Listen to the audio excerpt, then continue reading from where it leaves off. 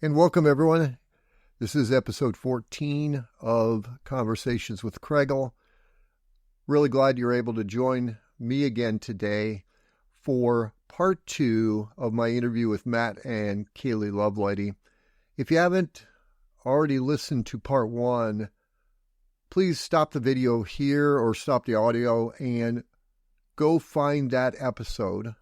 And in fact, let me make a call out that you find all the previous episodes that included the interviews with Carissa Stapp, with Jason Marlowe, with Erica and JT Thompson, and then also this one. But go listen to at least part 1 of my interview with Matt and Kaylee. It provides a lot of background or information that will flow and carry over a bit to some of the questions for this episode. I did want to say thank you again to Matt and Kaylee for taking the time to sit down with me. We had a great hour conversation about a wide variety of topics. We're going to get into talking about CrossFit Kids Camp that comes up every summer at CrossFit I Love It. And just a note, if you're a parent and you want to get your kids in, get them signed up now, or get the inquiry in that you're going to sign up now because it fills up very quickly. If you're looking for information, I will link to the CrossFit I Love It webpage for Kids Camp so you can get more information and so on. We also cover what it is to coach and try to coach not only competitive athletes, of which there are many, Mitch Stevenson, Carrie Stevenson, Carissa Stapp has been a competitive athlete, has worked with CrossFit I Love It, Gabby Spence, and quite a few this year, quarterfinal qualifiers, and age group and teen and regular men and women open qualifiers. So since I did the interview, we've completed the CrossFit Open, and I believe there was somewhere in the range of 17 or 18 CrossFit I Love It members who qualified for the quarterfinals, and I think 4 or 5 of them declined the invitations, but otherwise everybody is competing. And so we have a lot of people, and it's fantastic, but that also goes to some of the questioning I had for Matt and Kaylee about coaching competitive athletes, but also down to the regular members and how they kind of balance that approach.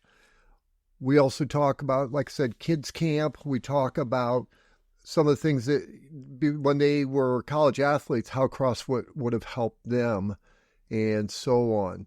So it was a great interview, and really thankful for the chance to share it with each of you. I will be coming out fairly quickly after this interview comes out in the next few days, parts 1 and 2 of my interview with Lucas Peterson, another CrossFit I Love It coach. He's a firefighter, and I want to get them out because he is going to be heading off to Helena, Montana, and is going to be part of the Helena Hot Shots fire crew. And so I want to get that out also. So be sure to be on the lookout for that. Look at all the links in the show notes on whatever platform you're on. I will link to a lot of things we've talked about.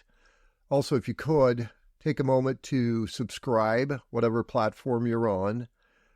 We also now are out our episodes are on YouTube. You can find that under Converse Kregel.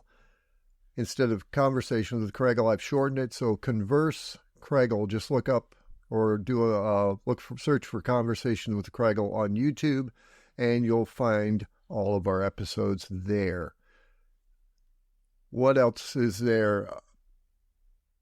Quarterfinals. We're going to be talking about the new YouTube page, and if you could subscribe, like, and if you could go down and listen to all the other episodes and give them a like also.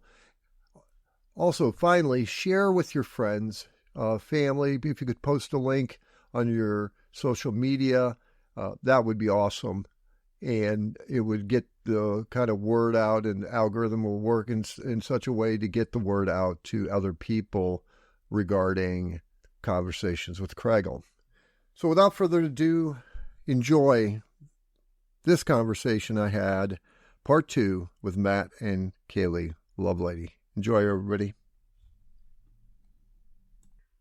We're on this CrossFit kick. We're doing great, actually. Good job, you guys. Yeah, thanks, John. Okay. You have 30 seconds. Step in the elevator. You have 30 seconds to somebody to convince them to do CrossFit.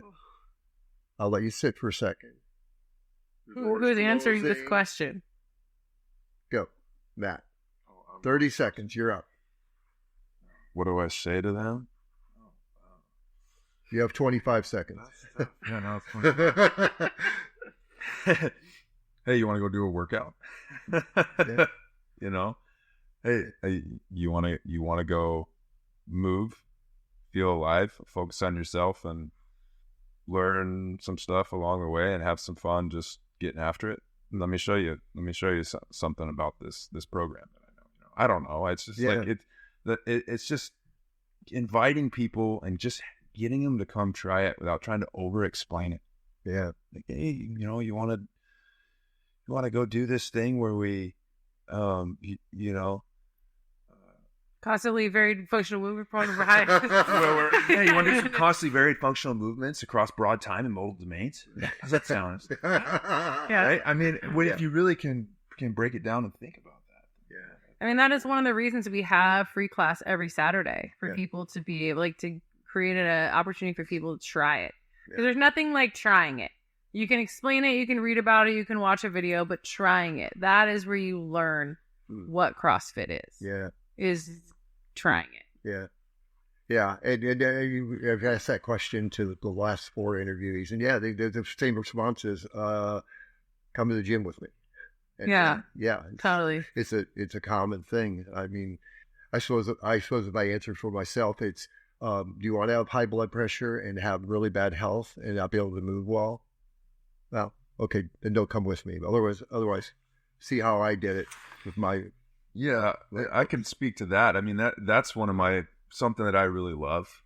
I've got a bunch of different things that I love about it that make it hard to identify a favorite. But one of the things I love is hearing about the Burras. Yeah. Burras, yeah. Burras. Yeah. Yeah. Jim and Sandra. Yeah. Which their last name is pronounced Burra, not Bira. And they're so sweet. They just let us do it for 8-9 years without saying anything to us. But we could even link that video. I'll give you the link. Yeah. Do you remember the videos that Sean Kogas did? I mean, obviously he did the one for the gym, but there was also one where he interviewed Sandra and Jim and Syndic. Yeah. A little bit about their story. I'll have to link you that. I'll so link can it. tell you of all about Jim's overcomings and what Sandra's been through. And who is it? Yeah, I mean, they're just incredible human beings. And so, all the meds that they were on, Jim's lung function, if you look at this link in this video Kaylee's talking about, when he came, was diminished. I don't know what the exact percentage is. I just know that his livelihood is increased a lot, and his overall health. And there's markers that just show and prove that. It's incredible. But beyond that, just how strong he is getting after it, man. Like he is doing bar muscle ups. What is he, like 60? No, he's not 60. He'll be 60. He and I go to 60 next year. So And he's become a very good friend of mine too. In fact, I'm sitting on the box they built for you. There you go. See, you're sitting on the 10-year anniversary Burra box. So I always seem to think of them. They've been so consistent and made it such a part of their lives, and they kept showing up when it was hard. And they share with us also the mental part of it, that the mental health that is beyond all these physical markers we're talking about, and that's what I love. And Sandra has arthritis in a bunch of different joints. She's got stuff that she deals with, and it is not easy. And she never makes excuses. She continues to show up and just communicate with us. And it's just inspiring. And she continues to live life. Yeah. Right. Yeah. Exactly. We'll go back to you being college athletes for a second. If you could go back to the Kaylee of her senior year or junior year of college, or Matt, junior year of college, how would CrossFit have changed potentially, if you were introduced to CrossFit then, changed not only your college experience, but after it, when you were introduced to it back then?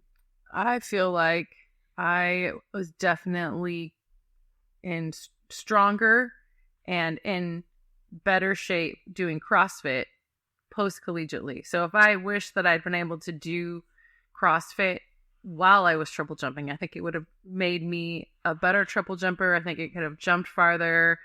I think it would have just completely gone hand in hand, like applied correctly at the times of maybe injury. Yeah, the only surgery I've ever had is knee surgery in college from triple jumping. And so like I wonder if like that could have, potentially been avoided with a little bit more strength, And so yeah, I just wish I'd been able to find it like pre-collegiately. And then I think I would have set myself up to be more successful, jump farther, those things. How about you as a pitcher? You probably would have been more durable. Yeah. In college, I lifted. The programs that I was on, especially at the University of Oklahoma, was we lifted heavy and kept adding the load, and not necessarily worked on the range of motion or stressed the importance of the range of motion, which as a pitcher is very, very important. I think the program that I was on actually made me worse on the mound, where now, after owning a CrossFit affiliate for this many years and coaching and training and doing it, both getting stronger, getting more fit, but also maintaining and maybe in certain areas increasing flexibility. And then the other big thing would be learning, like everything I've learned about recovery. So recovery wasn't really talked about much. There wasn't like a plan for recovery. And so I would work myself right up to the day before the game and maybe even do something on the day of my game and have that mentality, even if it's just throwing, of wearing my arm out, trying to build it up and then not letting it recover, or training really hard all the way up to the day before I'm going to pitch, or I could pitch, and not being smart about that.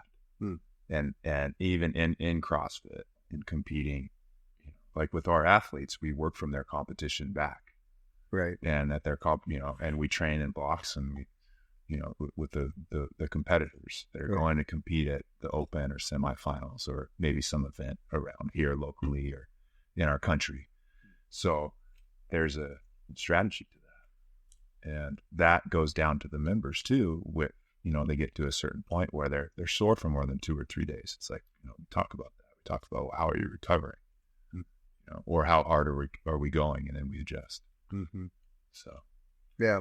That's one thing I learned from here and from you and from all the even like Omar had his clinic this morning on, we talked a little bit about recovery, and those are things that never occurred to me, as a golfer, that I'm learning now as I return back to golf of how to go about that. So yeah. And now you have 2 kids, Ripken and Rhylee. So you're applying these lessons that you learned to him as he increases, in pitching, baseball. I'm not sure for Rhylee, are you applying it for dance and Rip is about to do his 4th CrossFit Open. He'll be 8 on February 24th.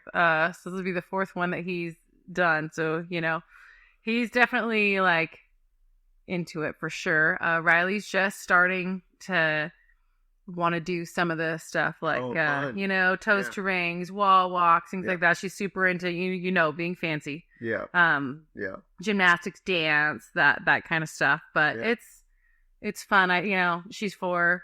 Rip, like I said, will be 8. I think as they get older, obviously, and progress in whatever they're going to do, I think CrossFit will always just be a part of their like baseline of health, fitness, and getting sport specific, maybe depending on what they do, just keeping it general. I mean, there's so many options with it. You can really just, have it be what you want it to be. CrossFit is, it will meet you where you're at. Yeah. If you let it. Yeah. Yeah. So earlier you asked some of Kaylee's, some of the best things. Yeah. In that sheet for her. Oh, And yeah. Oh, Please. yeah, that's all right. Go ahead. But I just wanted to share this, that the first thing that comes up for me is the kids. Right? So we have a, what's that? I just didn't think of them at all. We do a summer camp. We have since, I think, the first year. Oh, you're hitting right where I was going next. You're going next? Kids And camp, yeah. every year I end up shedding tears at some point during that camp because it just, here it comes right now. I can feel it coming. But I think about these kids that are growing up with parents that come to our gym, and it's just so valuable for them. Getting to see them grow up and getting to see, watch them. Just my kids get to watch their mom and dad come in here and work really hard, and then they want to do that. Yeah. It's cool. And that's also what they naturally just want to do. Right. But we've got to give them that. Yeah. And it's hard in our society. As technology grows, it's just more and more of a influence for us to do this, which is I'm pointing at my chair, sitting down, and look at a screen or whatever it may be, Yeah. And these kids are built to move, and they want to move, and they want to run wild, but it's getting harder and harder to do that unless you have your 5-6 acres out in the county somewhere. Well, I mean, growing up, I think of CrossFit, and I think, the heck, we did that every summer day. We ran around, we jumped fences, we ran away from the neighbors trying to chase us. That's what they do in here, man. That's what they come in here, and it's like, Kaylee and I are both a little nervous because it's like, the kids are here, they're waiting for class. We got to somebody keep eyes on the floor because they're just running circles around this place. We get all the J hooks off the uprights, Yeah. So the kids program is awesome, and some of these kids, like Tana Hookema. Yeah. I've watched her. When did she start kids camp? Man, she probably, what is she, 17 now? 15 going on 18. Yeah. I've probably known her since 10? Since she was 9? I'm gonna say like 9.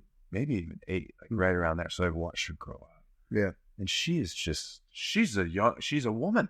She's an incredible She woman. babysits our kids. She's so tough. Yeah. So amazing. Well, and shout out to So Nooksack Valley, responsible. getting ready to, Nooksack Valley. starting for another run at the state title. Back, and she's the center. I go watch her play basketball, and I'm just so impressed. And I'm not giving the credit. I mean, the credit goes to her mom and dad and her family and her, But I have to believe that she when she's in the off season, she's in here before school. Still 6 a.m. At 6 a.m. classes, then she goes to school. Yeah. Well, even during, it was funny, probably basketball maybe is different, but volleyball season, Coach Katie, retired Coach Katie, Emmons, she's like, I said, do you ever worry about like Tana being in here on class because you're in volleyball season? She goes, no. She comes in, works out, and sometimes they'll have practice and she'll be in after practice. And it's like, it just feeds that piece of them. And they're getting a good culture and a good exposure. Shout out to Emmons as a coach who sees that and embraces it rather than tries to have, it's like she knows. To fight against. Yeah, or like control. Like she sees how it can better. And obviously Tana's being smart and we're not doing certain overhead things or game stuff, but... Yeah, it's just pretty cool. You get to come in and you can work out with your coach. And the kids camp. This will be coming up here this next summer. Will be number 6 or 7. No. I think this is 9. 11. No, 10. It's 10. Okay. See, we don't know. I'll have to count my shirts at home. I'm pretty sure this will be the 10th kids camp. Okay. Well, and you maybe 9. 9 or 10. It's awesome. And from ages 5 to 17. Yeah. And not all together in one group. The last one combined together, how many kids? Usually have about 50 to 60 kids. Yeah. The last 2 years we've had 60 at least. It's wild because you see your coaches.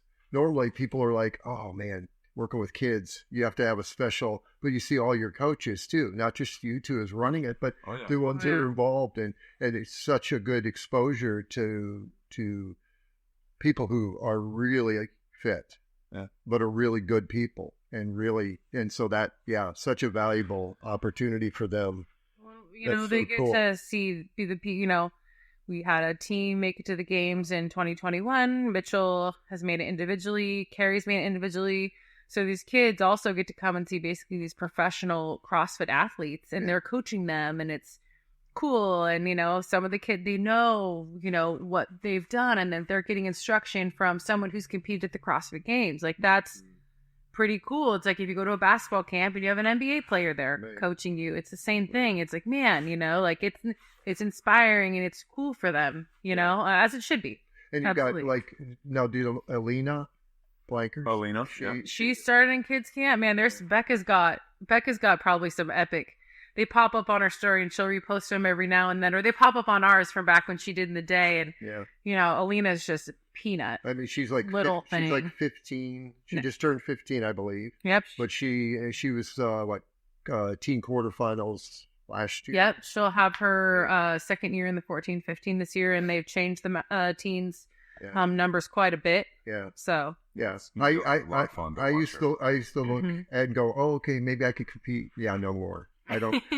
I'm now in my own age group. In fact, since you're on the podcast, could we add in a Masters RX designation for the whiteboard? I think the master. I mean, honestly, for the men, it's pretty simple loading wise. It's the women's RX. It's the women's RX. For the women, it gets a little trickier, but if you think about the scaled versions of like what the open would be, a 35. I'm just teasing too, because as we got older, Phil anyway. So I'm going to cut this out, but I just but I do it as we get closer to the open. Abby's probably noticed these last few weeks. I do put in some more of the Masters specific, teen specific loading as we're going, and we're doing good actually. Look at that. I'm being so efficient with our time. I'm gonna get you. We're gonna get out of here. We're gonna get out of here. Shout out to Craigle who does our website. If you don't know, there would be no CrossFit I Love It website without Jonathan Craigle. Shout out M. Hester who wrote the website. I just posted. She did, but I don't even know how to access it, guys. So we just gonna hope John wants to do that for the rest of his life. Funny, yeah, right. Even when I haven't told you about my retirement plans in 8 years, but. We'll see where we're at that What? point. You can't retire from the website. Well, I'll just be... Well, I'll tell you offline my retirement plan. The world doesn't need to hear it, but... okay, let's go... Oh, actually, we got time. Let's talk a little bit about... So we talked about athletes.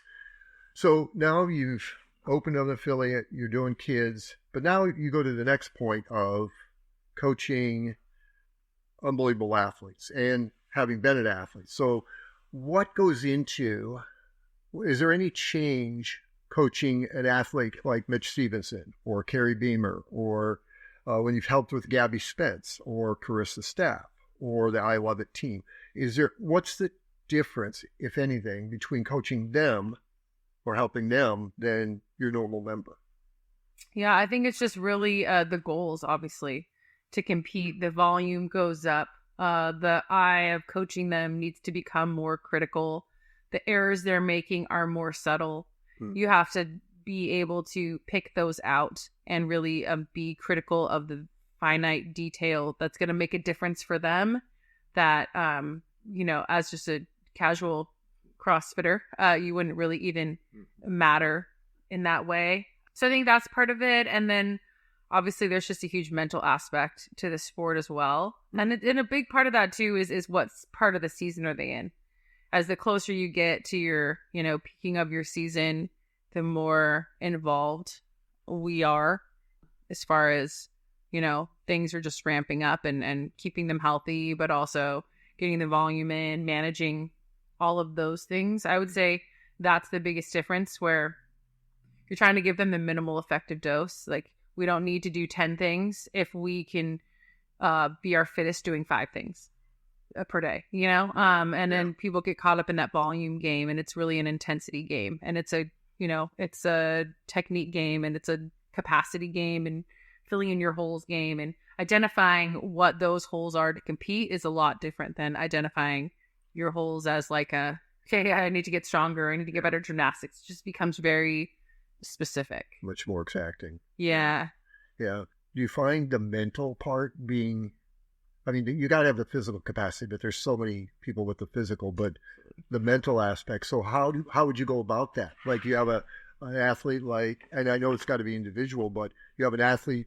How do you help them with that mental aspect? And again, not just the athlete, but how do you help the member at the same? You know what I mean? Totally. Both. And they could be different, or it could be the same. How would you go about the mental aspect with that? Obviously, it comes down to like wanting to maximize your potential. And then people who are doing it on just, a member basis, not as a competitive athlete basis. It's just everything is, we have time and we, it's just a little more, it's the same things, but it's just a little more casual. For the, the professional athlete, it's all consuming. Like this is what you are doing and it matters so much. And every little thing can become a big thing unless you deal with it. And that's going to reflect in your performance. And we're not, and here, we're competing with ourselves and where we're at. But when you're really like putting yourself out there on TV and on the floor, on the competition floor to semifinal, you just have such a small window of opportunity for this big peak, for this big performance that you worked all year for. And so mentally preparing for that in your training is super important. And then just the things that come up, the doubt, which you have to handle, you have to deal with because it is there. To some capacity for everyone. You have to figure out how to overcome that, what to do with your nerves, how to make them work for you, just all that kind of stuff. And I would say that, but it's really about like just maximizing your potential, which is kind of what we're all trying to do in here. It's just under a big magnifying glass when you're of pressure, when you're competing at that high level. Yeah, and you don't have a chance, and like team is a whole nother thing, but you just not letting other people down, or you're putting other things in your life on hold for this, or you have sponsors who are looking at you to perform to keep your sponsorship, and there's just there's other pressures that you're dealing with. So how would you go? So for example, you have all that consuming part. So what is one thing practical someone we could talk about doing to help with that? Kaylee, she mainly coaches our athletes, so she does we do it as a team, but she is very good at she might be at front and center, but you're both there, right?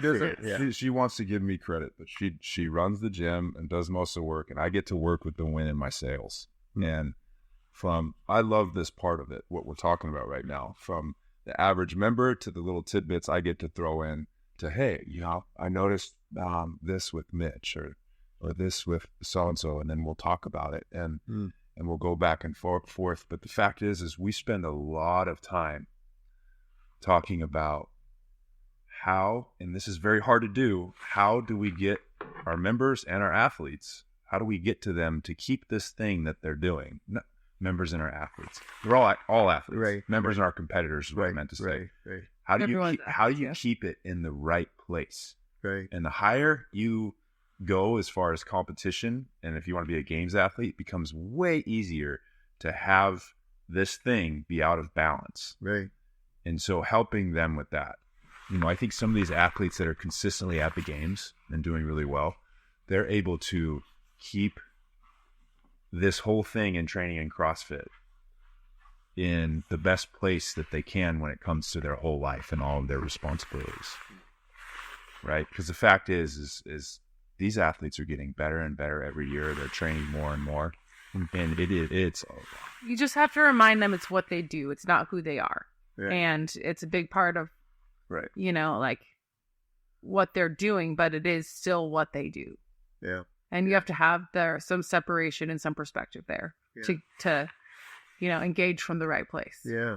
And you can be in that and not know it.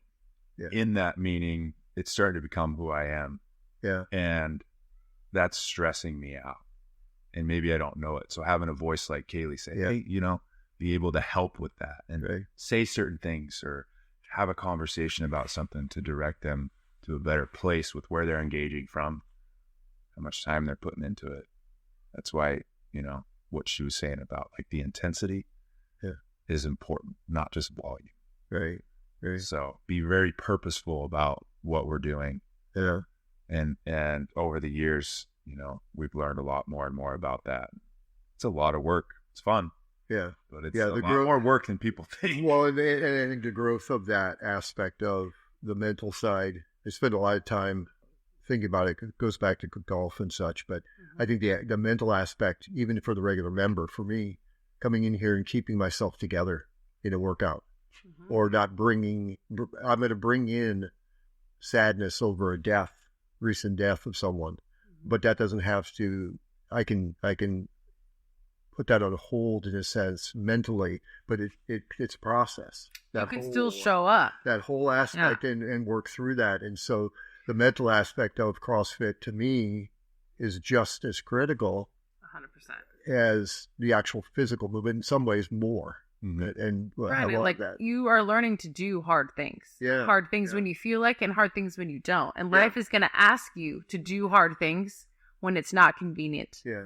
And you're going to be put in situations, and this teaches you how to respond to that. Because you're putting yourself in uncomfortable situations all the time in workouts, and you're looking at how you respond to it. And if you don't respond to it very well, it's what do you learn from that and apply it to be different next time. Right. And you're constantly challenging yourself mentally doing CrossFit. If you're doing CrossFit, you're challenging yourself mentally. Yeah. And that only just is going to apply and help you in life, because you're going to be asked, life will demand that of you. Well, life's going to life. Life's going to life. You're going to either For sure. you're either going to get run over, or you're going to be able to be in the flow of that life, whatever that looks like for you. And some people, life looks pretty easy. For other people, it looks really, really hard. And we can all go through that and that aspect of it. So and that's not just we're built to move with the range that we're given. Not everybody's blessed with the same, but with the range that you are given, you're built to move. And when you do move, things happen in the body. I'm not Huberman, but it's healing both physically and mentally. And this is just a great methodology. Yeah. And when you have a leader like Kaylee and coaches like our coaching staff here and a place like this, it's a pretty awesome program. Wait. That's why I always appreciate you. Since I've known you, you're always putting it on others, but I'm going to give the credit to you, brother. It's you. It's you too. It's the collective aspect of it. I think, the other aspect, I think, and we're kind of winding down. We're waiting for kids to come running in, showing up. So we're going to wind down this. I told them when I first did this that I had questions for 10 episodes. So we'll see. Well, we'll have schedules. We'll get another one on the books with you, John. Schedules. But and the payoff is Craigle Coffee. Hey, that's a great payoff. You'll get it when you get it, if you get it. That's good. That's good coffee. I drink. I love it. I think I look at it in not to get into too far of it, but CrossFit and the way you guys do it, it's mental, it's physical. I have plenty of stories of the physical. The first workout where I did my thrusters in 30 seconds and spent the next 16 minutes trying to do a chest to bar pull-up. and couldn't do it, and then did it 2 months later. The mental where I got, I quit on a workout and got crushed by Kaylee, and it was the best thing that happened because it made me reset myself. And I say that in love because, and then the spiritual aspect of it, that there's a spiritual aspect to it, that regardless of your belief, that there is when you get hit with life, this spiritual aspect of strengthening yourself and so forth is so critical. There's just no doubt across breadth of it. So, and we've been super blessed with a community and a lot of long-standing members who've been with us from the first couple years.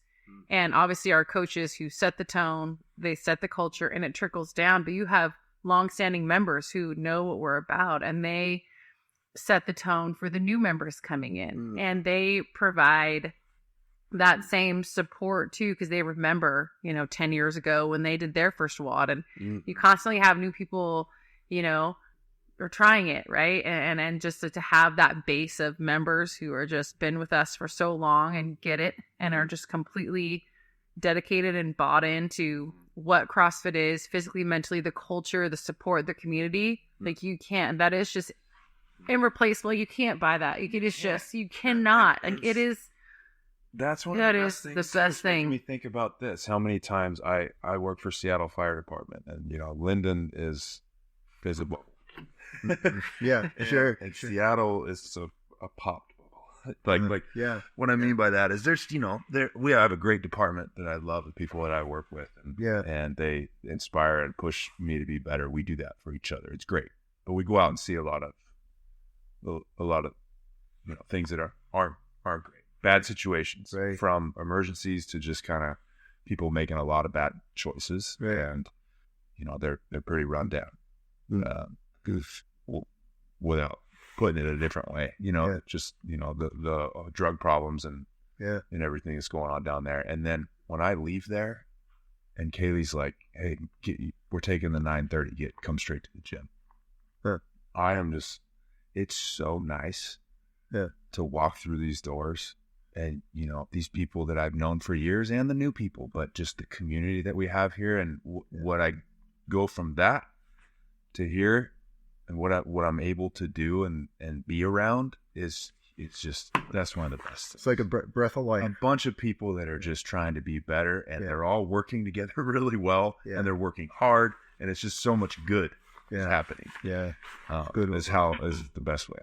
And people lift you up too, like on your bad days or your tired days. You're like, I think I'm like you're always inspired by different people, doing different things and overcoming different things. And it's not always the same person or the same thing, but there's so much to like get inspired by that you're never there's no loss of inspiration. Well, and I should clarify, just because I remember everything. I remember the critical parts, and we'll wind down with this. It was a workout. It was actually an open workout. I don't remember the year, but it involved doing thrusters, and I got towards the end and I didn't feel like I could do it. And mentally, where I am today and where I was then, and I just remember I was like, everybody's gathered around, go, Craig, go, and I quit. And I remember you were so mad, you were angry, and I remember Matt coming and going, "She loves you, she wants you to do better, but you were not talking to me the rest of that day, and the next day." And no, I remember it. And the reason I share it is not to embarrass you. It's to say it's what I needed to be where I am today.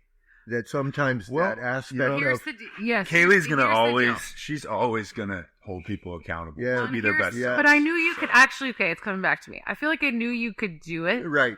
And here's the deal: we live in a world more and more where we just trying to make everybody comfortable. Right. And there is not growth in that. Yeah. And if you see it, you owe that person to help make them better. Because you're not making anyone better by just telling them good job when it's not good. You're not making any... Or just ignoring and letting the problem just go. Right. Or like it's way harder to deal with it. Yeah. And it's way harder to try to pull something out of people that they don't even know they're capable of yet, but only when you know for sure they can do it. There's a time and a place. But it's easy to just be mediocre. Yeah. And it's easy to not have those hard conversations of you can do better. But that's what I would want. If someone saw the room for me to grow and be better, I would want them to tell me. So that's also like why we're here, because we all want that, and we all, but it's a difficult road, and it's hard conversations, and there's emotions and feelings that go with that. But we're so damn, worried about having a hard conversation or talking about something that, upsetting somebody when it's like, that could be the best thing for them. That could be exactly what they need, but no one is willing to do it. Right. And the reason I bring it up is because it was never malicious. I've never felt maliciousness with you guys. And in general, when I share this with people, I think that's the key. It is, number one, if you're going to do that, it's out of love. It has to come from a good place. From a good place and out of love for that person, but it also needs to happen. And so I bring it up because, again, those one of those check marks in my brain with you guys, especially with you, and so the shout out to members. If you're in a thing and somebody calls you out, it's not out of maliciousness; it's love. It's to help you be better, for us to be better collectively, because then the world's better when you're better. So Yeah. I know that we're winding down. Yes. I'm going to cut us off because Okay. we got kids coming, and Yep. I'm over 4 minutes over what I said. So this is Winding Down with Yes. Matt and Kaylee, part 1 of Hold on, John. who one knows second. how many left. Hey. So It's fun, man. This is Conversation Oh, with the door's Craig. locked. Okay, give me 2 minutes. I'm coming. Okay, bye. I locked Okay, the door. that's okay. Sorry, John. Okay, go back. Say that again. Okay, so we're winding down. This is part 1 of who knows how many over the next 10 years or 20 years with Matt and Kaylee Lovelady. Thanks so much for the time. We covered a lot of ground. I'm going to put links. I'll do a post show to talk about the links and the various things you can find, more information about them. CrossFit I Love It, Kids Camp. If you're a parent and you're in the Linden area, or if you're not and you're visiting, get them to Kids Camp. And there you have it. Part 2 of my interview with Matt and Kaylee Lovelady. I hope you enjoyed it as much as I enjoyed sitting down with them. Again, I have links to Kids Camp, CrossFit I Love It Kids Camp, and Matt and Kaylee's biographies, coaches' profiles, etc., that I will link in the show notes. If you are a parent and are interested in getting your kids into Kids Camp, check out the CrossFit I Love It webpage, and you can express your interest that way. Or you can also email I Love It, CrossFit I Love It, and put the request in for a spot for your kids. It was great talking about all the various aspects of their coaching, their life, how CrossFit's helped them now, how it would have helped them as athletes. I hope you drew some inspiration, some laughter, some insight to both them as people, coaches, affiliate owners, and parents. Next up, I'm going to be doing some, and kind of another announcement here, I'm going to be doing some individual episodes that don't include interviews, where I'm going to talk about a variety of topics that come to mind for me. Some might be current, some might just be things that can be carried over regardless of the time you listen to them. There'll be things on motivation, on time management, on being a better person, and whatever else I consider doing an episode on. My hope is for them to usually be around 15 to 20-ish minutes. Might have a couple go a bit over, but not much. Be about the same as an episode you're listening to currently. So look forward to sharing that with you. And then also just kind of a teaser. I will be posting my interview with parts 1 and 2 of my interview with Lucas Peterson, another CrossFit I Love It coach and athlete. And I'll be posting that so you can listen into my conversation with him. I think that's about it. Hope you have a great rest of your week, or rest of the week that you have looking forward to while you're listening to this.